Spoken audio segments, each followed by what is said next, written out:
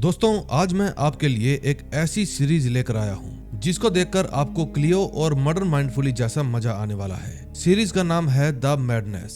इसमें आप देखेंगे कि CNN चैनल के एक एंकर पर जबरदस्ती कई सारे इल्जाम थोपने की कोशिश की जाती है, वो भी ऐसे मर्डर की जो उसने किया ही नहीं। ये सीरीज आपको एक पल भी बोर नहीं होने देगी। सो बिना समय गवाए कहानी शुरू करते हैं।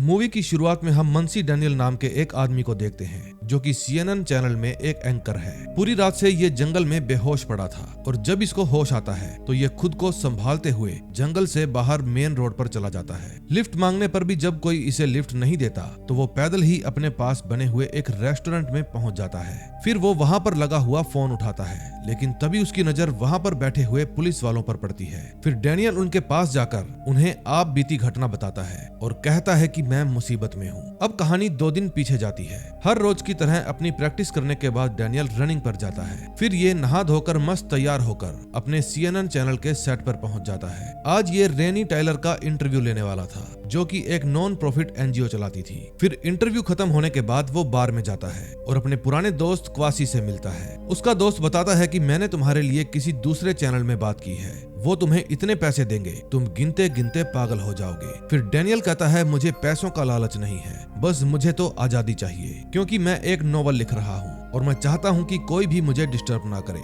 फिर घर जाकर वो अपना शो देखता है। उसके चेहरे से साफ साफ पता चल रहा था कि वो अपने इस काम से खुश नहीं है। फिर वो एक बॉक्स निकालता है जिसके अंदर बहुत ही लाजवाब पेन था। ये पेन इसकी वाइफ ने इसको इसलिए गिफ्ट किया था ताकि ये अपनी नॉवल इसी पेन से लिखे, लेकिन हकीकत ये है कि फिलहाल ये अपनी बीवी और बच्चों से दूर रहता है क्योंकि इसकी वाइफ इससे डिवोर्स मांग रही है और ये डिवोर्स दे नहीं रहा। फिर ये अपना सामान उठाता है और अपनी वाइफ से मिलने के लिए चला जाता है। अपनी वाइफ के घर पर जाकर ये अपने बेटे डिमेट्रियस से मिलता है। फिर जब वो उसके गले लगता है तो उसे अपने बेटे में से गांजे की खुशबू आती है, इसलिए वो अपने बेटे को एक लंबा चौड़ा लेक्चर देता है कि तुम्हें गांजे से दूर रहना चाहिए। फिर वो अपने बेटे को बताता है कि मैं कुछ दिन के लिए शहर से दूर जा रहा हूँ, एक शांति वाली जगह में। अब मैं वहाँ से आकर ही तुम लोगों को मिलूंगा।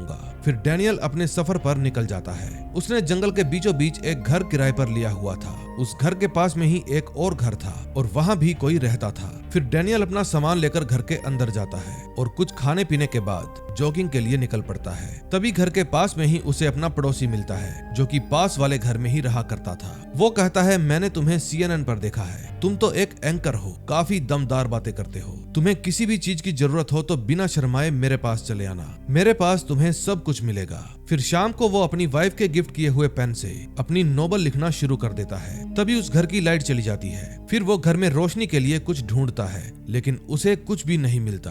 फिर वो बाहर स्टोर रूम में भी कुछ ढूंढने के लिए जाता है लेकिन वहाँ भी ऐसा कुछ नहीं था जिससे रोशनी की जा सके। फिर वो अपने पड़ोसी के घर में जाता है और वहाँ जाकर अपने पड़ोसी को आवाज लगाता है लेकिन शायद वो घर पर नहीं था। फिर वो खिड़की में से झांकने की कोशिश करता है लेकिन वहाँ भी उसे अपना पड़ोसी दिखाई नहीं देता। उस समय उसके फोन में भी रेंज नहीं थी। फिर वो अपने पड़ोसी के घर के बाहर बने एक छोटे से कमरे में देखने जाता है, लेकिन जब वो उस रूम को खोलता है तो उसकी आंखें फटी की फटी रह जाती है क्योंकि किसी ने उसके पड़ोसी के टुकड़े टुकड़े कर वहां पर फेंक दिया था। अब डैनियल वहां से भाग पाता इससे पहले ही वहां पर 2 किलर आ जाते हैं जो उसको पकड़ने की कोशिश करते हैं। फिर डैनियल उनसे अपनी जान बचाकर जंगल की तरफ भाग जाता है। वे दोनों किलर उसके ऊपर लगातार गोलियां चलाते हैं लेकिन किस्मत से एक भी गोली डैनियल को नहीं लगती। चाहे डैनियल की उम्र 50 से ऊपर थी लेकिन फिर भी वो अपनी हर रोज की प्रैक्टिस और जॉगिंग के कारण बहुत तंदुरुस्त था और उन किलर्स से बचकर बहुत तेज भाग रहा था। फिर वो भागते भागते जंगल के बीच में बने हुए एक छोटे से तालाब में गिर जाता है और उसी में छुपा रहता है। इतने में उनमें से एक किलर वहां पर भी आ जाता है। फिर डैनियल उससे छुपकर पानी के अंदर चला जाता है। उस किलर को शक था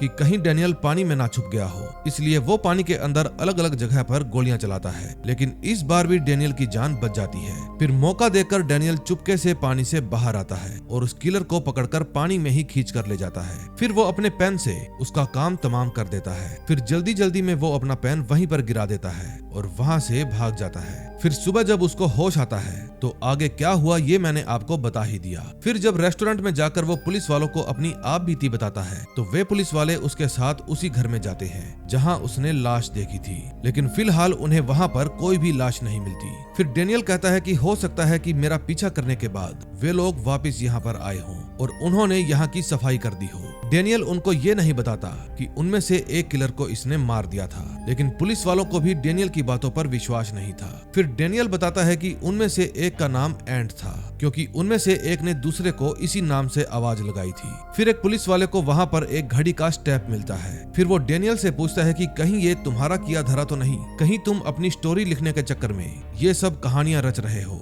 फिर जब वो गाड़ी को चेक करते हैं तो उन्हें पता चलता है कि इस गाड़ी को 3 महीने के लिए रेंट पर लिया गया था। गाड़ी को रेंट पर लेने वाले का नाम डिक सिल्क था। फिर पुलिस वाले कहते हैं चलो अब हम तुम्हारे घर की भी तलाशी ले लेते हैं। फिर जब वे वहां पर जाते हैं तो डेनियल देखता है किसी ने उसकी कार का टायर चीर दिया है। फिर घर की तलाशी लेने के बाद पुलिस वालों को जब कुछ भी नहीं मिलता तो पुलिस वाले कहते हैं कि हम तुम्हारी शिकायत दर्ज कर लेते हैं, हम उस घड़ी को भी ढूंढ लेंगे और वो घड़ी किसकी थी उसे भी ढूंढ लेंगे। इस केस के सिलसिले में जब भी हम आपको बुलाएं तो आपको आना होगा। डेनियल कहता है मेरे पास फोन नहीं है, मेरा फोन जंगल में ही गिर गया। फिर पुलिस वाला कहता है डेनियल दिमाग पर फिर से जोर डालो, क्या कुछ ऐसा है जो तुम हमें बताना भूल गए हो। डेनियल कहता है कल रात मैंने एक मर्डर देखा, फिर उन लोगों ने मुझे भी मारने की कोशिश की और फिर मैंने ये सारी बातें आपको बता दी, बस इतना ही। पुलिस वाला कहता है याद रखो तुमने हमें सारी बात अगले दिन बताई क्योंकि मर्डर तुमने कल देखा था। फिर बाहर आकर पुलिस वाला कहता है कि हम पता लगा लेंगे कि उस घर में कौन रहता था,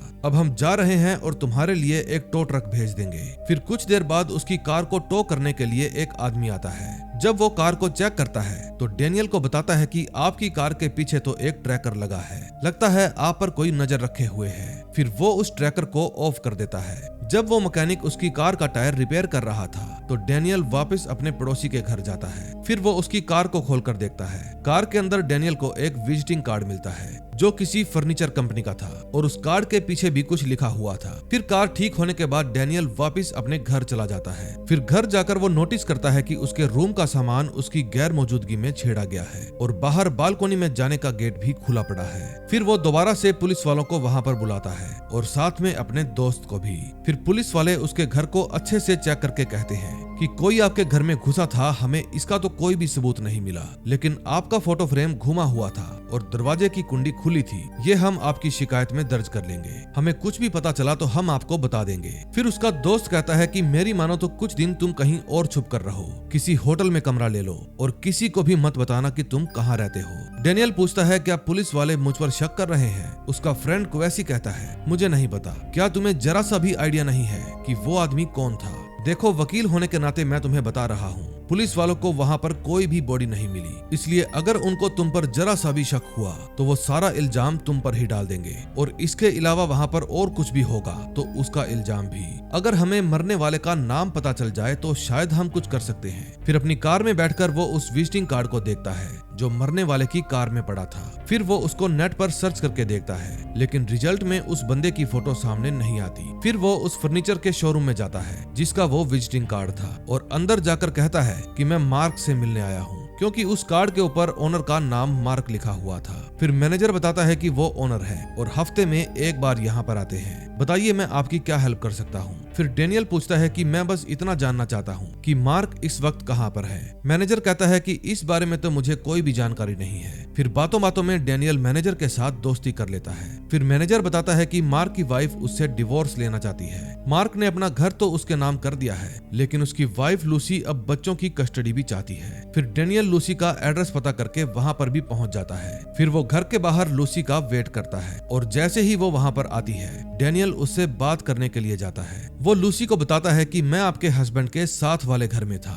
लेकिन लूसी उससे बात करने से पहले अपने बच्चों को घर के अंदर भेज देती है। डेनियल कहता है हम कुछ समय के लिए पड़ोसी थे, मुझे बस ये जानना है कि क्या आपकी हाल ही में उसके साथ बात हुई है, क्योंकि उसके घर में कोई घुस गया था और उसके बाद से मार्क गायब है। फिर लूसी अपने हस्बैंड को कॉल करके देखती है जो कि वॉइस मेल में चला जाता है। फिर डेनियल पूछता है कि क्या इस कार्ड के ऊपर आपके हस्बैंड की हैंडराइटिंग है और क्या वो एक बड़ी सी जी-शॉक ब्रांड की घड़ी पहनते हैं। उसकी वाइफ कहती है आप मुझसे मजाक कर रहे हैं ना। डेनियल पूछता है क्या आपको पता है कि आपके पति का दुश्मन कौन है, क्योंकि जिन्होंने उसे मारा है वो मेरे भी पीछे पड़े हैं और पुलिस मेरी बात पर विश्वास नहीं कर रही। फिर वो कहती है कि मेरा पति एक नंबर का हरामखोर है और इसीलिए मैं उससे अलग हुई हूँ। तभी वहाँ एक और आदमी आ जाता है। फिर डेनियल लूसी को अपना नंबर देता है और कहता है कुछ भी पता चले तो मुझे इस नंबर पर कॉल करना। फिर वो आदमी आकर पूछता है यहाँ क्या चल रहा है, क्या सब कुछ ठीक है? डेनियल कहता है सब कुछ ठीक है, शायद ये लूसी का नया बॉयफ्रेंड था। फिर शाम को जब डेनियल रेस्टोरेंट में बैठा था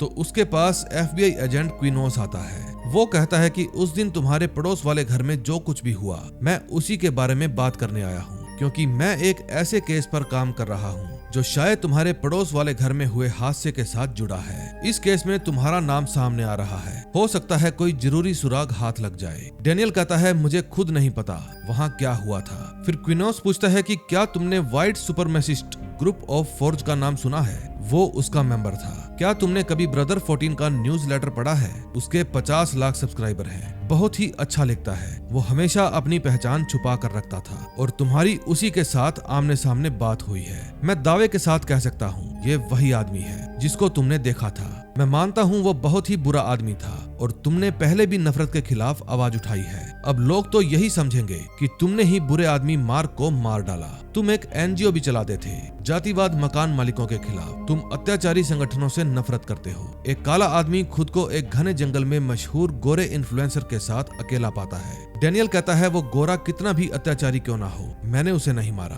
फिर क्विनोस कहता है कि मुझे अपना नंबर दो, क्योंकि तुम्हारा पहले वाला नंबर वॉइस मेल में जा रहा है। मैं जानता हूँ तुम्हारी फटी पड़ी है। अगर तुमने सच में उसे नहीं मारा तो हम दोनों ही एक दूसरे के काम आ सकते हैं। ये लो मेरा कार्ड और अपना पाँव किसी अच्छे डॉक्टर को दिखाओ, क्योंकि पैंट पर पस लगी है। फिर डेनियल अपना पाँव दिखाने के लिए हॉस्पिटल जाता है, जहाँ पेशेंट्स की बहुत भीड़ लगी हुई थी। फिर वो क्विनोस का नंबर अपने फोन में फीड कर लेता है। फिर कुछ देर बाद डॉक्टर उसके पाँव में बैंडेज बांध देता है, लेकिन तभी वहाँ पर दो लड़के आते हैं। हम तुम्हारे छोटे से फैन हैं। क्या ये सच है कि तुम ब्रदर 14 को जानते हो? हम तो बस ये जानने आए हैं कि क्या वो ठीक है। डेनियल कहता है मुझे कुछ नहीं पता। फिर वो लड़के कहते हैं हमें तो पता है तुम्हारे बारे में भी और तुम्हारी फैमिली के बारे में भी। फिर डेनियल उन लड़कों को पकड़ने की कोशिश करता है, लेकिन गिर जाता है। फिर वो हॉस्पिटल से बाहर जाकर अपनी वाइफ के पास कॉल करता है और कहता है जल्दी से तैयार हो जाओ, मैं तुम्हें लेने आ रहा हूँ। तभी कार के पास उसे लोरा जेनिस नाम की एक यूट्यूबर मिलती है। वो कहती है स्पेशल तुमसे मिलने के लिए मैं न्यूयॉर्क से आई हूँ। कल जो हादसा हुआ है मुझे उसके बारे में बात करनी है। मैं जानती हूँ आप बेकसूर हैं, भरोसा कीजिए मैं आपकी हेल्प कर सकती हूँ। आप फ्री होकर मुझे इस नंबर पर कॉल कीजिए। फिर घर जाकर वो अपनी वाइफ और अपने बेटे को कहता है कि तुम दोनों को मेरे साथ चलना होगा अभी। फिर वो उन दोनों को लेकर एक होटल में रहने के लिए चला जाता है और उन्हें आप बीती सारी बात बता देता है। फिर डेनियल का बेटा बताता है कि आपके बारे में नेट पर बहुत सारी अफवाहें फैल गई हैं। फिर उसकी वाइफ कहती है कि तुम्हें लोरा जेनिस को कॉल करनी चाहिए, शायद वो तुम्हारी हेल्प कर सके। फिर वो जब लोरा को कॉल करता है तो उसका नंबर भी वॉइस मेल में चला जाता है, यानी कि फोन स्विच ऑफ था। फिर नेक्स्ट डे जब डेनियल नाश्ता करने जाता है तो वहाँ पर वो टीवी में एक न्यूज सुनता है कि मशहूर यूट्यूबर लोरा जेनिस को अपने होटल के रूम में हार्ट अटैक आ गया। फिलहाल वो ICU में भर्ती है और डॉक्टरों का कहना है कि उसकी हालत बहुत नाजुक है। ये खबर सुनकर डेनियल टेंशन में आ जाता है। फिर जब वो बाहर जाता है तो एक आदमी उसको अपनी कार के पास खड़ा हुआ दिखाई देता है। इतने में उसका बेटा उसे आवाज लगाता है कि डैड आते समय कार में से मेरा हेडफोन लेकर आना, लेकिन तभी वो आदमी अपनी कार में बैठकर चला जाता है। फिर डेनियल जब अपनी कार में अपने बेटे का हेडफोन ढूंढता है तो उसे वहाँ पर मार्क की गुम हुई घड़ी मिलती है, जिस पर अभी भी खून लगा हुआ था। घड़ी को देखकर डेनियल की फट जाती है, क्योंकि कोई तो था जो उसे फंसाना चाहता था। अब नेक्स्ट एपिसोड में देखेंगे क्या होता है। सेकंड एपिसोड में हम देखते हैं अपनी कार के अंदर मार्क की घड़ी देखकर डेनियल परेशान हो जाता है। फिर जब वो अपने रूम में जाता है तो उसकी वाइफ उसे लोरा जेनिस के बारे में बताती है। मार्क कहता है मैंने भी ये न्यूज देखी है। फिर वो अपनी फैमिली को मार्क की घड़ी के बारे में बताता है कि किसी ने मुझे फंसाने के लिए इसे कार के अंदर रख दिया। उसकी वाइफ कहती है तुम्हें इसे फेंकना होगा, अगर FBI ने इसे तुम्हारे पास देख लिया तो मुसीबत हो जाएगी। फिर डेनियल अपनी वाइफ को कहता है कि तुम अपनी बहन के घर चली जाओ। फिर कुछ देर बाद एक कैब बुलाकर वो उन दोनों को वहां से रवाना कर देता है। तभी उसके पास उसके दोस्त क्वैसी का फोन आता है। वो कहता है कि मेरे पास पुलिस का फोन आया था, वो पूछ रहे हैं कि तुमने उसी घर को क्यों बुक किया जो मार्क के साथ में था। संभल जाओ मेरे दोस्त, तूफान का रुख अभी तुम्हारी तरफ है। तुम मेरे ऑफिस में आ जाओ, मैं तुम्हें सब समझाता हूँ। फिर जब डेनियल उसके ऑफिस में जाता है तो क्वैसी की जगह उसका पार्टनर टेड डेनियल से मिलने के लिए आता है। डेनियल पूछता है कि क्वेसी कहाँ है। टेड कहता है वो कहीं बिजी है। फिर वो डेनियल को कहता है कि मुझे तुम्हारे केस के बारे में सब कुछ पता है। देखो भाई, मैं तुम्हें एक बात क्लियर कर देता हूँ कि तुम्हारा केस बहुत ही कॉम्प्लिकेटेड है और हमारे और भी बहुत से क्लाइंट हैं। मैं नहीं चाहता कि तुम्हारा केस लेकर हम पॉलिटिक्स या मीडिया के चक्कर में फंस जाएं। लोग इस केस से तुम्हारे पिता के अतीत को जोड़ रहे हैं। डेनियल कहता है कि तुम बस फालतू के बहाने बना रहे हो। किसी भी तरह मुझे इस केस से बाहर निकालो। उन्होंने मुझे फंसाने के लिए मेरी कार में मार की घड़ी रखी। मेरा कसूर सिर्फ इतना है कि मैं गलत समय पर गलत जगह पर था। मैं ब्लैक हूँ, इसलिए वे लोग मुझे फंसाना चाहते हैं। फिर टेड ये कहकर खड़ा हो जाता है, सॉरी, हम ये केस नहीं ले सकते, तुम कोई दूसरा वकील कर लो। अब डेनियल अपने आप को असहाय महसूस कर रहा था। फिर वो गुस्से में वहाँ से बाहर चला जाता है। फिर वो अपने दोस्त क्वेसी से मिलने के लिए जाता है।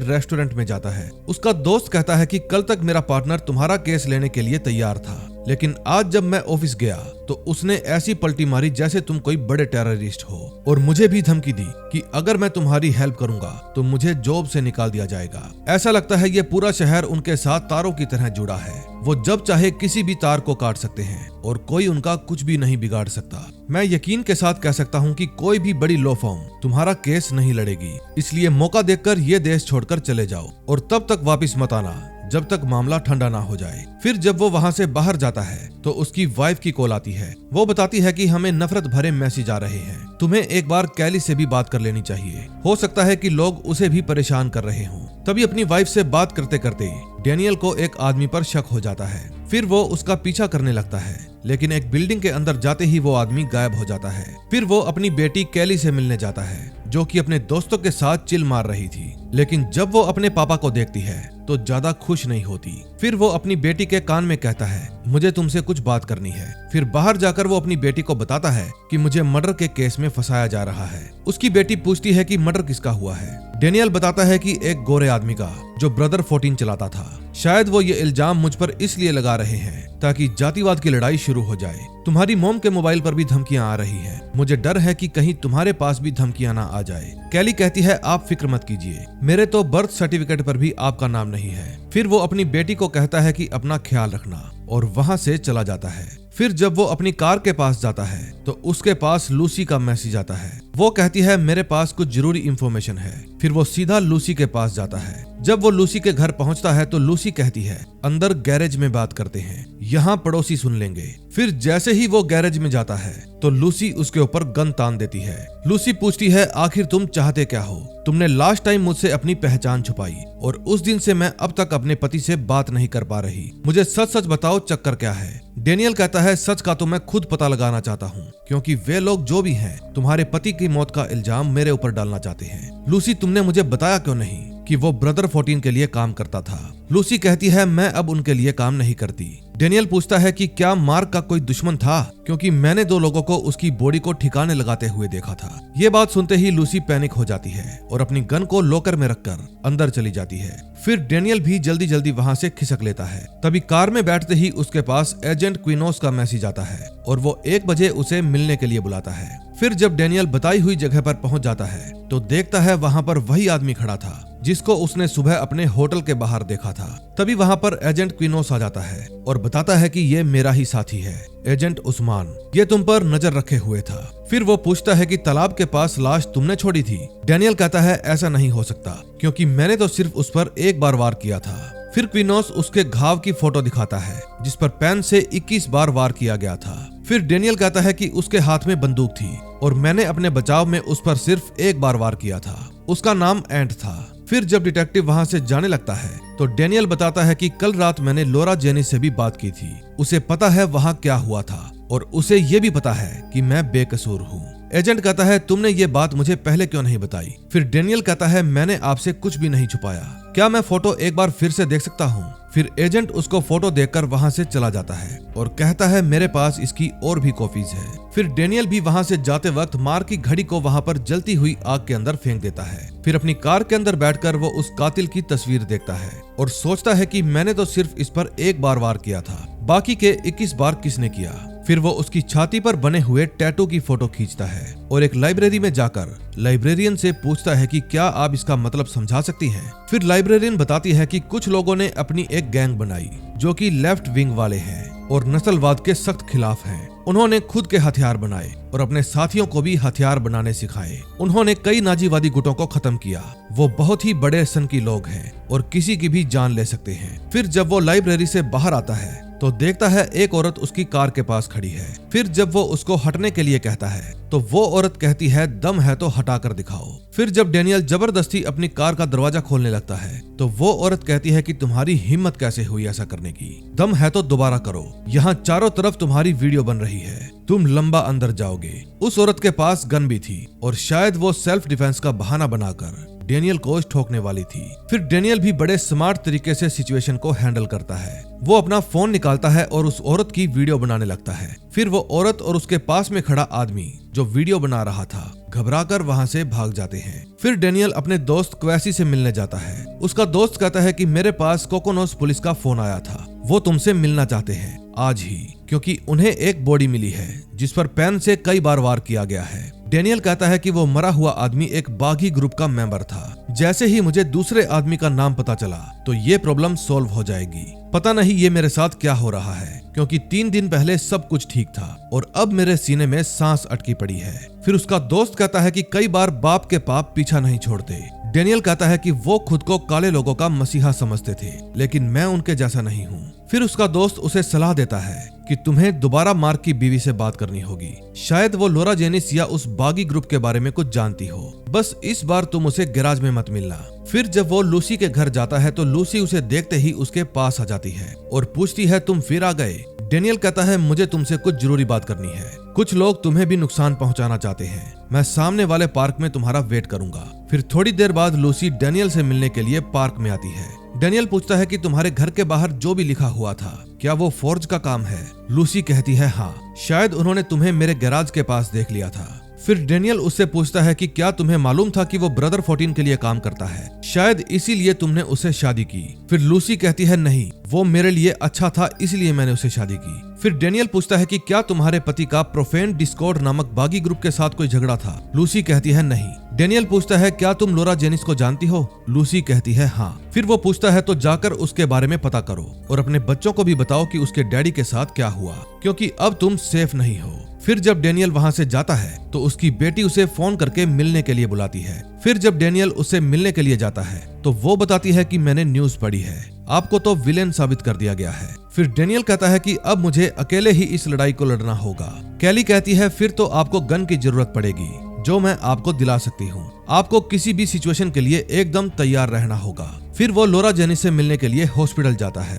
वहां जाकर उसे पता चलता है कि थोड़ी देर पहले ही उसकी मौत हो गई है। इस बात से डेनियल सोच में पड़ जाता है कि एक बिल्कुल स्वस्थ औरत जो मेरी हेल्प करना चाहती थी अचानक से मर गई। फिर जब वो अपनी कार के पास जाता है तो कार के शीशे के ऊपर एक स्लिप लगी हुई देखता है जिसके अंदर लिखा था स्टॉप ट्राइंग सो हार्ड, यानी कि इतनी मेहनत करना बंद करो। फिर रात को डेनियल अपने लिए एक गन खरीदने जाता है। शॉप ओनर पूछता है कि पहले कभी गन चलाई है? डेनियल कहता है नहीं। फिर शॉप ओनर कहता है कि फिर तो मैं आपको सिंपल सी गन देता हूँ, ये 9mm की गन है, एकदम पैसा वसूल, स्टॉप लीवर दोनों साइड है, इसे दोनों हाथों से चला सकते हैं। फिर डेनियल कहता है कि ये तो मैं सिर्फ दिखावे के लिए खरीद रहा हूँ, क्योंकि मुझे तो ये भी नहीं पता कि इसको यूज कब करना है। शॉप ओनर कहता है कि देखो भाई, इसको तब यूज करना जब सामने वाला तुम्हारी माँ बहन कर रहा हो। मैं जानता हूँ तुम्हारी फट रही है, पहली बार सबकी फटती है। फिर वो अपनी फैमिली से मिलने के लिए अपनी साली के घर जाता है। उसकी साली नाडिया कहती है तुम चाहो तो तुम भी यहाँ पर रुक सकते हो। फिर डेनियल कहता है बस आज रात। तभी उन्हें बाहर से कुछ लड़कों की आवाज आती है जो कि घर के बाहर बहुत ही शोर मचा रहे थे और कार का हॉर्न बजा रहे थे। फिर डेनियल उनको चुप करवाने के लिए बाहर जाता है और कहता है बच्चों अपनी गाड़ी लो और यहाँ से दफा हो जाओ। फिर उनमें से एक लड़का कहता है हम सिर्फ अपनी कार में गाने सुन रहे हैं और एंजॉय कर रहे हैं, हम जानते हैं तुम्हारी फैमिली यहाँ पर चोरों की तरह छुपी हुई है। फिर डेनियल गुस्से में कहता है कि तुम लोग जाते हो या नहीं। फिर उनमें से एक लड़का कहता है कि अंकल लगता है आपको बहुत गुस्सा आता है, शायद जंगल में भी आपसे गुस्सा कंट्रोल नहीं हुआ, हम 4 हैं आप अकेले, इसलिए आप फूट लो। फिर डेनियल अपनी कार में से गन निकाल कर लाता है और 3-4 हवाई फायर कर देता है। फिर वे चारों लड़के वहां से रफू चक्कर हो जाते हैं। गन साली चीज ही ऐसी है, जिसके पास हो उसे बदमाशी आ ही जाती है। अब नेक्स्ट एपिसोड में देखेंगे क्या होता है। थर्ड एपिसोड में हम देखते हैं कि हवाई फायर करने के बाद वो लफंगे तो भाग जाते हैं, लेकिन डेनियल के लिए एक नई मुसीबत खड़ी हो जाती है। पहले तो जब वो घर जाता है तो उसको उसकी वाइफ से डांट पड़ती है। उसकी वाइफ कहती है कि एक बार ऐसा करने से पहले अपने बेटे के बारे में तो सोच लेते। फिर उसकी बातों से डेनियल को अपनी गलती का एहसास होता है और फिर वो कहता है, तुम सही कह रही हो, मुझे खुद पर काबू रखना चाहिए था। फिर जब वो टॉयलेट में जाता है तो उसका बेटा दरवाजा खटखटाता है। वो पूछता है, पापा आप ठीक तो हो ना? फिर डेनियल उसको अंदर आने के लिए कहता है। अंदर आकर उसका बेटा उसे फूंकने के लिए माल देता है और कहता है, इसके बाद आपकी टेंशन कम हो जाएगी। लेकिन डेनियल अपने बेटे को अच्छे से डांट देता है। फिर उसका बेटा उदास होकर वहाँ से चला जाता है। फिर वो बाहर जाकर अपनी वाइफ को कहता है कि मुझे लगता है मेरा यहाँ से जाना ही ठीक होगा, क्योंकि हो सकता है कि वो लड़के भी उनके साथ मिले हों। अगर मैं यहाँ पर रहा तो वे लोग फिर से यहाँ तुम लोगों को परेशान करेंगे। फिर अगले दिन सुबह वो अपने बेटे के पास कॉल करता है और कल रात जो भी हुआ उसके लिए माफी मांगता है। डिमेट्रियस बताता है कि यहाँ पर डिटेक्टिव आए हैं और वो मॉम से कल जो हुआ उसके लिए सवाल जवाब कर रहे हैं, लेकिन आप चिंता मत करिए, मॉम ने उनको कुछ भी नहीं बताया। फिर डेनियल कहता है कि मॉम को कहना मैं काम खत्म करते ही जल्दी ही मिलने आऊंगा। फिर वो हौसला करके उस बागी ग्रुप के अड्डे पर पहुंच जाता है। गैंग के कुछ मेंबर जो हर आने जाने वाले पर नजर रखते थे उस पर अपना निशाना साध लेते हैं, लेकिन तभी 3 गुंडे वहाँ पर आते हैं और पूछते हैं कि तुम यहाँ पर क्या करने आए हो। फिर डेनियल कहता है कि मुझे अपने दोस्त एंड से मिलना है, मैं एक शो कर रहा हूँ, उसके लिए मुझे उससे कुछ बात करनी है। उसी ने मुझे इंटरव्यू के लिए यहाँ पर बुलाया था, मैं तुम लोगों की बात पूरी दुनिया तक पहुँचा सकता हूँ। फिर वो सोल्जर कहती है कि पहले तुमको यांग से बात करनी होगी, अंदर कोई भी कैमरा या कोई भी रिकॉर्डर नहीं चलेगा, बस अपना नोट लिख सकते हो। फिर डेनियल उन्हें अपना फोन और गन दे देता है और अंदर चला जाता है। उसे पता था कि अगर मैं जरा सी भी चालाकी करूंगा तो ये लोग मेरा भेजा उड़ा देंगे। फिर वो लड़की बताती है कि यहाँ मौजूद हम सब अनाथ हैं और जरूरत पड़ने पर किसी का भी भेजा उड़ा सकते हैं, हम लोग असली फ्रीडम में यकीन करते हैं। फिर वो डेनियल को यांग के पास ले जाती है। यांग कहता है, मैं तुम्हें जानता हूँ। डेनियल कहता है कि मुझे यहाँ के लोगों की कहानियां सुननी है, उन्हीं की जुबानी। फिर यांग कहता है कि क्या तुम्हें यकीन है कि CNN हमारी पॉजिटिव साइड भी दिखाने को तैयार होगा? डेनियल कहता है, अगर हर बात का सही से जवाब दोगे तो। फिर यांग कहता है कि मैं तुम्हें एक राज की बात बताता हूँ, तुम्हें CNN से निकाल दिया गया है। इस बात की तो डेनियल को भी खबर नहीं थी। फिर यांग बताता है कि कल जब तुमने रात को उन लड़कों को डराने के लिए हवाई फायर किए तो CNN ने अपना पल्ला झाड़ते हुए तुम्हें अपने चैनल से बाहर निकाल दिया। मुझे लगता है तुमने झूठ बोल के यहाँ पर आकर हमारा रूल तोड़ा है। फिर डेनियल नीचे से कुर्सी उठाता है और उसके ऊपर बैठ जाता है। फिर यांग पूछता है कि क्या तुम्हें FBI वालों ने भेजा है? डेनियल कहता है, नहीं, मैं एंट नाम के आदमी को ढूंढ रहा हूँ। उसने एक लंबे गंजे आदमी के साथ मिलकर कोकोनोस में एक आदमी को मार दिया था और मुझे लगता है कि मैंने उसे तुम्हारी फायरिंग रेंज के अंदर देखा है। फिर यांग अपने साथी से पूछता है कि बोरिस तो 3 रात पहले यही था ना? उसका आदमी कहता है, हाँ, बोरिस वही लंबा गंजा आदमी था जो बाहर शूटिंग रेंज में शूटिंग की प्रैक्टिस कर रहा था। फिर डेनियल कहता है कि मैं जानता हूँ 3 रात पहले एंट यहाँ नहीं था, तो वो किसके साथ गया होगा? फिर यांग का आदमी बताता है, शायद वो डॉन के साथ गया होगा, वो भी बोरिस की तरह दिखता है। फिर यांग कहता है, देखो डॉन यहाँ पर मेहमान था, हमारा उसके साथ कोई भी लेना देना नहीं है। फिर डेनियल पूछता है कि मैं उसको कहाँ ढूंढ सकता हूँ? फिर पीछे बैठा आदमी बताता है कि ईस्टर्न में एक स्विंगर क्लब है, वो तुम्हें वहीं पर मिल सकता है। फिर डेनियल वहाँ से चुपचाप खिसक लेता है। फिर बाहर जाकर वो डिटेक्टिव क्विनोस के पास कॉल करता है। फिर डिटेक्टिव कहता है कि कल रात तुमने पटाखे क्या फोड़े? CNN ने तुम्हें लात मार के अपने चैनल से बाहर निकाल दिया। फिर डेनियल कहता है, छोड़ो उसे, मुझे दूसरे हमलावर का नाम पता चल गया है, उसका नाम है डॉन, ईस्टर्न स्विंगर क्लब में आता जाता रहता है। फिर एजेंट क्विनोस कहता है, इसके अलावा क्या तुम्हारे पास कोई और जानकारी है? नहीं ना, इसलिए अब तुम मेरे पास तभी कॉल करना जब तुम्हारे पास पूरी जानकारी हो। फिर वो अपनी वाइफ के पास कॉल करता है और उसे डॉन के बारे में बताता है। फिर वो अपनी वाइफ को कहता है कि तुम्हें मेरे साथ स्विंगर क्लब में चलना होगा, मुझे बस उस आदमी का सही नाम चाहिए ताकि मैं पुलिस को उसका नाम दे सकूं और फिर सब कुछ सही हो जाएगा। फिर वे दोनों तोता मैना उसी क्लब में पहुंच जाते हैं जहां डॉन आता जाता था। फिर डेनियल बारटेंडर को एक हरी पत्ती देता है और डॉन के बारे में पूछता है। बारटेंडर पैसे उठाकर कहता है कि मुझे किसी के भी नाम याद नहीं रहते। फिर वे वहाँ पर मौजूद और लोगों से भी डॉन के बारे में पूछताछ करते हैं, लेकिन किसी को भी उसके बारे में नहीं पता था। फिर एलिना दोबारा बारटेंडर के पास जाती है और कहती है कि क्या तुमने कॉप किलर की शर्ट पहनी है? मैं उसकी बहुत बड़ी फैन हूँ। बारटेंडर भी उसका डाई हार्ड फैन था, इसलिए वो उन दोनों को फ्री में एक एक पैक पिलाता है। फिर वो बार में ही मौजूद 2 औरतों को बुलाता है और कहता है कि इन दोनों को डॉन से मिलना है। वे दोनों डॉन की दोस्त थी, इसलिए वे उनको उसके पेंट हाउस के बारे में बता देती है। फिर बाहर आकर एलिना कहती है कि मैंने तुम्हारी हेल्प की, अब तुम्हें मेरे लॉयर के पास चलना होगा। फिर एलिना लॉयर को अपने ही घर पर बुला लेती है। लॉयर बताती है कि पुलिस को सिर्फ तुम पर शक है, इसीलिए उन्होंने तुम पर अभी तक कोई भी चार्ज नहीं लगाया। फिर डेनियल कहता है कि इल्जाम लगने तक मैं चुपचाप बैठ तो नहीं सकता ना। फिर उसका दोस्त क्वेसी कहता है कि तुम जानते हो ना उन्होंने मार्क के साथ क्या किया और तुम उनके साथ भिड़ना चाहते हो। फिर एलिना कहती है कि अगर तुम रिस्क उठाओगे तो हम तुम्हारे साथ नहीं हैं। फिर डेनियल अपने डैड के फ्रेंड विल के पास जाता है। विल कहता है मैं जानता था तुम मेरे पास जरूर आओगे।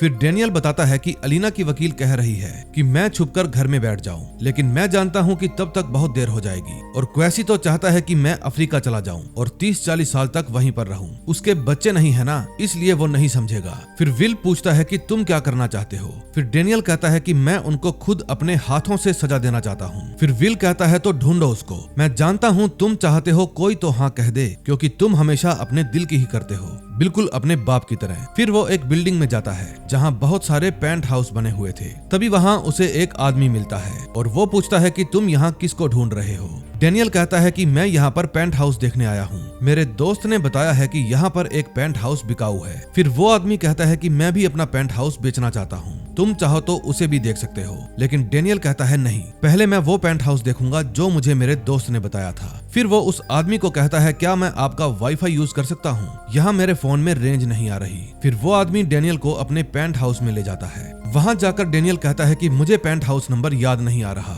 लेकिन शायद ओनर का नाम डॉन है। फिर वो आदमी कहता है अरे डॉन तो मैं ही हूँ, तुम्हारे दोस्त को गलतफहमी हो गई होगी, क्योंकि मैंने किसी को भी अपना पेंट हाउस बेचने के लिए नहीं कहा। फिर डेनियल कहता है माफ कीजिए, मैं आपको परेशान नहीं करना चाहता था, अब मुझे यहाँ से चलना चाहिए। लेकिन वो आदमी उसको रोककर बातों में लगा लेता है। वो बताता है कि मेरे 2 बच्चे हैं और दोनों ही मेरे साथ नहीं रहते। मेरी बेटी ब्रेन सर्जन है और मेरा बेटा मेरे ब्रेन को ही डैमेज करता है, जबकि मैंने उन दोनों की परवरिश बिल्कुल एक जैसी की है। तभी डेनियल टेबल पर पड़ी उसके बेटे की फोटो देखता है और वो वही बंदा था जिसने मार्क का कत्ल किया था, डॉन जूनियर। फिर वो उस फोटो को उठाकर अपने मोबाइल में उसकी फोटो खींच लेता है। फिर उसका बाप बताता है कि वो अपनी बुरी आदतों के कारण मिलिट्री से भी निकाल दिया गया। वो कभी भी एक जगह पर टिककर काम नहीं करता, बार बार ग्रुप बदलता है, आवारागर्दी करता है। फिर डेनियल कहता है जैसे प्रोफेन डिस्कॉर्ड ग्रुप। ये बात सुनते ही वो आदमी खड़ा हो जाता है और कहता है देखो मुझे नहीं पता कि मेरे बेटे ने तुम्हारे साथ क्या किया है, लेकिन तुम मेरे घर में झूठ बोलकर घुसे हो, इसलिए चुपचाप यहाँ से चले जाओ। फिर डेनियल वहाँ से चला जाता है और सीधा एजेंट क्विनोस के पास पहुँच जाता है। वो एजेंट से पूछता है कि तुम्हें कुछ भी बताने से पहले मैं ये जानना चाहता हूँ कि तुम जांच किस चीज की कर रहे हो। फिर क्विनोस कहता है कि तुमने स्टू मैग्नेसन का नाम तो सुना ही होगा, वो उस जगह का मालिक है जहाँ पर मार्क रुका था। मार्क के ठिकानों के बारे में बहुत कम लोग जानते हैं, लेकिन स्टू को मार्क के बारे में पता था। तुम्हारे कहने पर मैंने लोरा जेनिस के बारे में भी पता लगाया। मैं मान ही नहीं सकता कि वो लड़की हार्ट अटैक के कारण मरी होगी। उसने 2 दिन में 2 कत्ल करवा दिए। जितना तुम सोच रहे हो मामला उससे कहीं ज्यादा गंभीर है, इसलिए तुम जो भी जानते हो मुझे सब कुछ बता दो। फिर डेनियल कहता है कि मैंने जिसको पेन से मारा था वो आदमी एक ग्रुप का हिस्सा है जिसका नाम है प्रोफेन डिस्कॉर्ड और उसके साथी का नाम था डॉन स्लास जूनियर। वो मिलिट्री में था और ये उसके डैड का एड्रेस है। एड्रेस देखकर क्विनोस कहता है बहुत बढ़िया, अब लाए हो काम की चीज, अब तुम यहीं रुको और मैं वहाँ पर होकर आता हूँ, और हाँ बाहर मत निकलना, एक करोड़पति तुम्हें फंसाना चाहता है। फिर रात को जब डेनियल बाहर बैठा था तो उसके पास लूसी का मैसेज आता है और वो डेनियल को मिलने के लिए बुलाती है। फिर डेनियल जब उससे मिलने के लिए जाता है तो वो डेनियल की कार में आकर बैठ जाती है। फिर वो डेनियल को कहती है कि अब मैं तुम्हें जो भी दिखाऊंगी उसके लिए मुझे पैसे चाहिए ताकि मैं अपने बच्चों को यहाँ से दूर ले जा सकूं। फिर वो डेनियल को कुछ स्क्रीनशॉट दिखाती है जो कि मार्क के थे। वो बताती है कि उसको कुछ दिनों से धमकियां मिल रही थी क्योंकि उसके ब्रदर 14 होने की अफवाहें तेजी से फैल रही थी और मैं भी इसी वजह से उससे अलग हुई थी। उसको धमकियां देने वालों में शायद लोरा जेनिस भी शामिल थी। डेनियल पूछता है कि इसमें बार बार स्टू मैग्नेसम का नाम आ रहा है, क्या तुम उसे जानती थी? मुझे पूरा यकीन है उसी ने मार्क को मरवाया है, मुझे FBI वालों ने बताया है। FBI का नाम सुनकर लूसी डर जाती है और कहती है कि इसमें मेरा नाम नहीं आना चाहिए। डेनियल कहता है नहीं, वो एजेंट भरोसे का है, लेकिन लूसी कहती है कि ये भी तो हो सकता है कि वो एजेंट उनके साथ ही मिला हो। मुझे इन सब में नहीं पड़ना, मैं जा रही हूँ। फिर वो सीधा अपने दोस्त के पास जाता है और उससे उसका टॉम फोर्ड का सूट लेकर पहन लेता है। फिर वो जाता है गोथम क्लब में स्टू मैग्निसम से मिलने। अंदर जाकर वो रिसेप्शन पर जाकर कहता है कि मैं आपका क्लब देखने आया हूँ। रिसेप्शनिस्ट पूछती है कि क्या आपकी अपॉइंटमेंट आज की थी, क्योंकि मेरे पास आपका नाम नहीं है। फिर डेनियल कहता है कि मैंने 1 महीना पहले ही आज के दिन की अपॉइंटमेंट बुक की थी, मेरी बात फ्रैंक से हुई थी। फिर रिसेप्शनिस्ट कहती है कि आप सीढ़ियों से उतरकर नीचे जाकर वेट कीजिए, जैसे ही फ्रैंक आएंगे मैं उन्हें आपके पास भेज दूंगी। फिर नीचे जाकर वो सीधा स्टू मैग्निसम के पास जाता है, क्योंकि उसे पता था कि स्टू हमेशा इसी टेबल पर बैठा करता है। फिर वो स्टू के पास जाकर कहता है कि हम टॉम जॉनसन के फंड रेजर में मिले थे। डेनियल को देखकर स्टू के तोते उड़ जाते हैं। फिर वो कहता है कि मैंने तुम्हें टीवी पर देखा है। फिर डेनियल कहता है कि मैं आपसे अकेले में बात करना चाहता हूँ। फिर स्टू के साथी उठकर बाहर चले जाते हैं। फिर डेनियल उसे बताता है कि मरने से पहले लॉरा जेनिस मुझसे मिलने आई थी, उसने मुझे तुम्हारे बारे में बहुत कुछ बताया। फिर स्टू कहता है क्या कहा उसने मेरे बारे में। डेनियल कहता है पहले मुझ पर लगे सारे इल्जाम हटाओ, तभी मैं तुम्हें बताऊंगा, क्योंकि मुझे बिल्कुल भी फर्क नहीं पड़ता कि तुम किसके साथ क्या चक्कर चला रहे हो। बस मैं चाहता हूँ कि मुझ पर लगे सारे इल्जाम हट जाएं, वरना मैं दुनिया को चिल्ला चिल्ला कर बताऊंगा कि तुम और ब्रदर 14 कितने बड़े चोर थे। मार्क मर गया है ये बात तो तुम जानते ही होगे। तुम्हारे पास 2 घंटे हैं, इस नंबर पर कॉल करना। फिर वो बार में जाता है और अपने लिए एक लवली सा पैक बनवाता है। तभी उसके पास अननोन नंबर से कॉल आती है। कॉल पर डॉन जूनियर बोल रहा था। वो कहता है कि मेरे बाप से मिलने में बहुत मजा आया होगा तुम्हें, अब तेरी वजह से मेरे बाप की जान खतरे में है। डेनियल कहता है कि मुझे तुमसे मिलना है, लेकिन डॉन कहता है पहले विस्की तो खत्म कर लो। इस बात से डेनियल समझ जाता है कि डॉन उसके आसपास ही कहीं है। फिर वो भागकर बाहर जाता है और एक गंजे आदमी का पीछा करने लगता है। उसका पीछा करते करते वो आड़ी टेढ़ी गलियों से होता हुआ एक थिएटर में पहुंच जाता है। थिएटर में भी डेनियल उसको काफी ढूंढता है, लेकिन वो उसे नहीं मिलता। फिर वो थिएटर के बैक साइड से बाहर आ जाता है, लेकिन तभी उसके पास उसकी बेटी कैली का फोन आता है और वो पूछती है क्या आपने न्यूज देखी, पुलिस वालों को आपकी बिल्डिंग में मार्क की लाश मिली है। फिर फोन काटने के बाद वो न्यूज देखता है जिसमें बताया जा रहा था कि मंसी डेनियल के अपार्टमेंट में मानव अवशेष प्राप्त हुए हैं। ये न्यूज सुनकर डेनियल घबरा जाता है और उसे वो सारी घटना याद आने लगती है जो उसके साथ जंगल में घटी थी। फिर वो अपना दिल बहलाने के लिए बाहर मार्केट में चला जाता है, लेकिन देखता है कि चारों तरफ उसी की न्यूज चल रही है। अब नेक्स्ट एपिसोड में देखेंगे क्या होता है। 4th एपिसोड में हम देखते हैं डेनियल जब चारों तरफ अपनी ही न्यूज सुनता है तो वो ये भी सुनता है कि लोग उसके बारे में ही बातें कर रहे थे। कुछ तो कह रहे थे कि डेनियल ने उसको मारकर बहुत बुरा किया, लेकिन कुछ उसकी तारीफ भी कर रहे थे क्योंकि मार्क बहुत बुरा आदमी था। टीवी में न्यूज आ रही थी कि कुछ दिनों से डेनियल का बर्ताव गोरे लोगों के प्रति बदल गया था। उन्होंने कुछ गोरे बच्चों को देखकर गोलियां भी चलाई थी। डेनियल के पिता भी जेल में उम्र कैद की सजा काटते काटते मर गए क्योंकि उन्होंने अपने मकान मालिक का मर्डर कर दिया था। ये न्यूज सुनकर डेनियल का बेटा बहुत ही दुखी हो जाता है। फिर उसकी वाइफ एलिना उसके पास कॉल करती है, जो कि वॉइस मेल में चला जाता है। वो कहती है प्लीज मेरे पास कॉल करो, यहाँ पर पुलिस आई थी। ये समय भागने का नहीं है, लेकिन डेनियल तो पुलिस से भागता फिर रहा था क्योंकि फिलाडेल्फिया पुलिस डिपार्टमेंट की तरफ से एक बयान आया था कि डेनियल लोगों के लिए खतरा है, इसलिए किसी को भी उसके बारे में पता चले तो पुलिस को बताएं। फिर वो भागकर ट्रेन स्टेशन पर जाता है। जब वो टिकट लेने जाता है तो देखता है कि एक आदमी मशीन के पास हल्का हो रहा था। फिर वो उसकी शिकायत एक कर्मचारी को करता है, लेकिन वो कहती है कि क्या उसने अश्लील हरकत करते समय आपको या आपकी फैमिली को छुआ? नहीं ना, तो फिर उसे एंजॉय करने दो।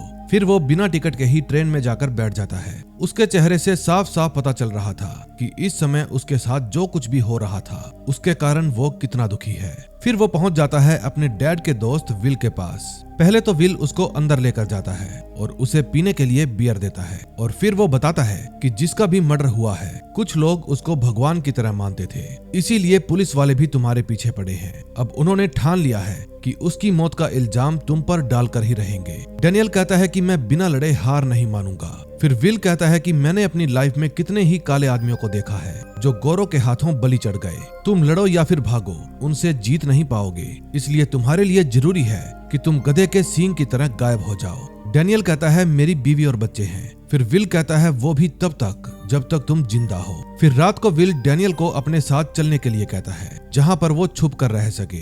फिर वो उसे एक घर के पास ले जाता है और बताता है कि ये घर मैंने तुम्हारी बेटी के साथ मिलकर लिया है ताकि इसकी मरम्मत कराकर इसे बेच सके। अब तुम यहाँ पर ही छुप कर रहोगे। इतने में उसके साथ वाले घर में से उसकी बेटी कैली निकल कर बाहर आती है और फिर डैनियल को साथ वाले घर में बुलाती है। कैली डैनियल को कहती है कि मैं साथ वाले घर में ही होंगी, अगर आपको कुछ भी चाहिए तो आप मुझे बता देना। डैनियल कहता है मैं नहीं चाहता कि तुम भी इसमें फंस जाओ। फिर कैली कहती है आप मेरी चिंता मत करो। डैनियल कहता है तुम तो बिजनेस टाइकून निकली, अगर पढ़ाई के पैसों से पढ़ाई की होती तो शायद कोई अफसर बन जाती।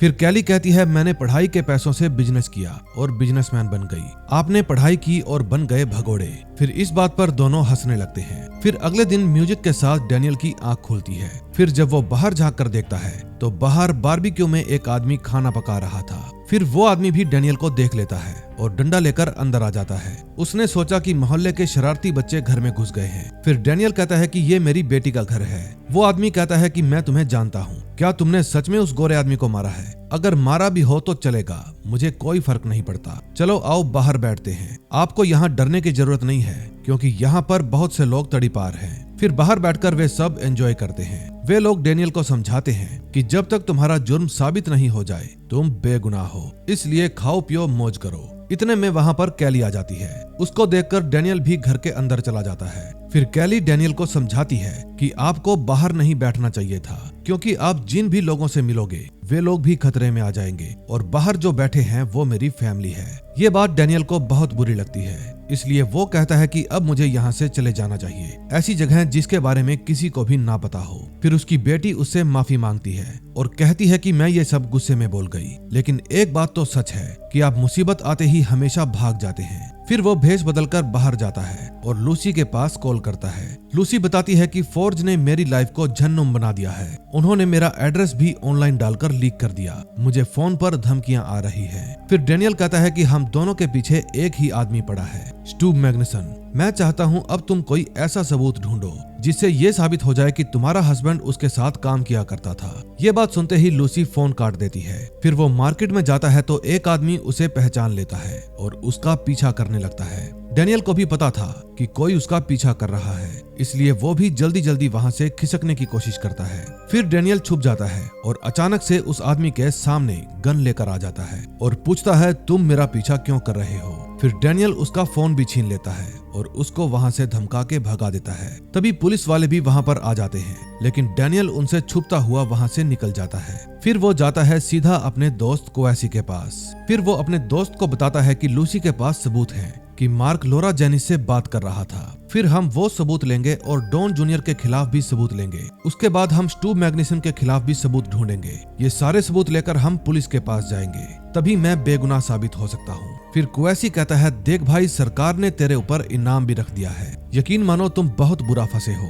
मेरी मानो तो तुम खुद को पुलिस के हवाले कर दो या फिर हमेशा के लिए यहाँ से भाग जाओ, तुम इस तरह छुप कर नहीं रह सकते। फिर वो जाता है विल के पास। फिर विल उसकी बात उसकी वाइफ से करवाता है। वो अपनी वाइफ से प्यार भरी कुछ बातें करता है और फिर उसकी वाइफ उसकी बात अपने बेटे से कराती है। वो अपने बेटे को कहता है बेटा, मैं तुम लोगों को अपनी जान से भी ज्यादा प्यार करता हूँ, लेकिन फिलहाल मुझे तुम सबको छोड़कर जाना होगा। अगर मैं यहाँ पर रहा तो सिस्टम की बलि चढ़ जाऊंगा। फिर रात को विल एक आदमी को बुलाता है जो डैनियल को सेफली यहाँ से बाहर निकालेगा। फिर डैनियल विल को अपनी गन सौंप देता है और कार में बैठने लगता है, लेकिन वो आदमी डिग्गी खोलकर कहता है डिग्गी में लेट जाओ। फिर वो 6.5 फुट लंबा आदमी सिकुड़कर डिग्गी में लेट जाता है। फिर जब वे वहां से जाते हैं तो रास्ते में उन्हें पुलिस नाका मिलता है। फिर एक पुलिस वाला उनके पास आता है और कहता है गाड़ी की डिग्गी खोलो, मुझे चेक करना है। कार में बैठा आदमी कहता है चेक कीजिए, नो प्रॉब्लम, लेकिन मेरी आपसे एक रिक्वेस्ट है कि कार में मिस्टर बिनकुली का सामान पड़ा है, उसे मत छेड़िएगा। फिर वो कार की डिग्गी खोल देता है। ऑफिसर देखता है कि कार की डिग्गी में डैनियल लेटा हुआ है, लेकिन वो कहता है कि मिस्टर बिनकुली को कहना मैंने उनका सामान नहीं छेड़ा। फिर वे लोग डैनियल को प्राइवेट हवाई अड्डे पर ले जाते हैं। फिर कार से उतरकर वे उसे कहते हैं कि अब तुम यहाँ से दूर जा रहे हो, तुम हट्टे कट्टे हो, वहाँ जाकर एक लड़की पटाओ और उसके साथ सेटल हो जाओ। यहाँ आने के बारे में भूल कर भी मत सोचना। तभी उसे अपनी बेटी की बात याद आती है कि मुसीबत आते ही आप हमेशा भाग जाते हैं। फिर उसकी आंखों के आगे उसकी बीवी, बच्चों और दोस्त का चेहरा आने लगता है। और फिर वो अपने कदम रोक लेता है। फिर उसके दोनों दोस्त उसे समझाते हैं कि इस तरह से छुपते छुपते यहाँ पर रहना आसान नहीं होगा,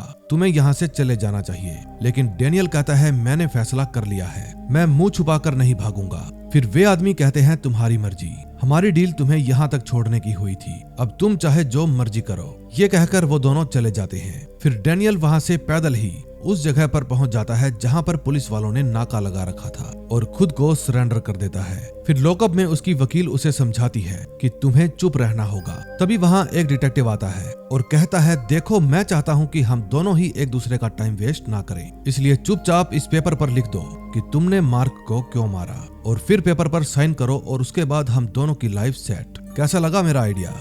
डेनियल कहता है कि मैं इस पेपर पर उन लोगों के नाम लिख सकता हूँ जिन्होंने मारा था मार्क साइमन को, शायद तुम्हें कुछ मदद मिल सके। डिटेक्टिव पूछता है कि तुमने 25 तारीख को मार्क के साथ वाला घर ही क्यों बुक किया, क्या तुम उसे अकेले मिलना चाहते थे?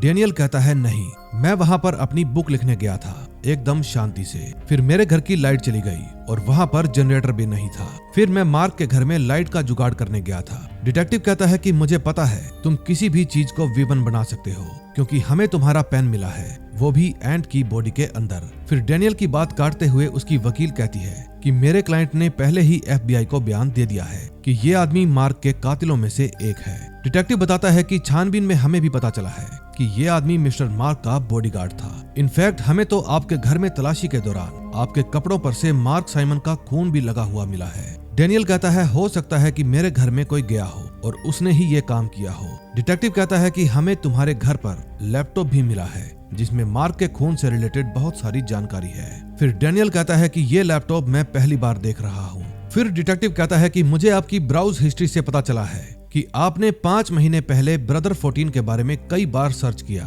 और अभी कुछ दिन पहले ही आपने उसका फर्नीचर स्टोर भी ढूंढा और फिर उसकी वाइफ का फेसबुक अकाउंट भी चेक किया और उसके अगले दिन ही तुमने मार्क के साथ वाला घर बुक कर लिया। फिर डेनियल कहता है कि ये सब मैंने सर्च किया उसकी मौत के बाद। डिटेक्टिव कहता है कि तुम्हारी सर्च हिस्ट्री से हमें ये भी पता चला है कि तुमने बॉडी को ठिकाने लगाने के बारे में भी पढ़ा है, ना जाने तुम कितने महीनों से मार्क के मर्डर की प्लानिंग कर रहे थे। फिर लॉयर कहती है अब हम आपकी बात का कोई भी जवाब नहीं देंगे। तभी डिटेक्टिव को बुलाने के लिए एक गार्ड आती है। फिर उसके जाने के बाद लॉयर कहती है मैं मेरे पार्टनर को कॉल करके आती हूँ, अब मुझे उसकी हेल्प चाहिए होगी। अगर मेरे पीछे से डिटेक्टिव आ जाए तो तुम उसकी बात का कोई भी जवाब मत देना। फिर उसके बाहर जाने के बाद डेनियल फूट फूट कर रोने लगता है क्योंकि उसके साथ जो हो रहा था शायद किसी और के साथ भी होता तो वो भी ऐसे ही फूट फूट कर रोता। अब हम नेक्स्ट वीडियो में देखेंगे कि क्या मुंशी डेनियल खुद को बेगुनाह साबित कर पाएगा या नहीं, या फिर इसका भी वही हाल होगा जो मार्क का हुआ था। अगली वीडियो देखने के लिए हमारे चैनल को सब्सक्राइब करें और बेल आइकन जरूर दबाएं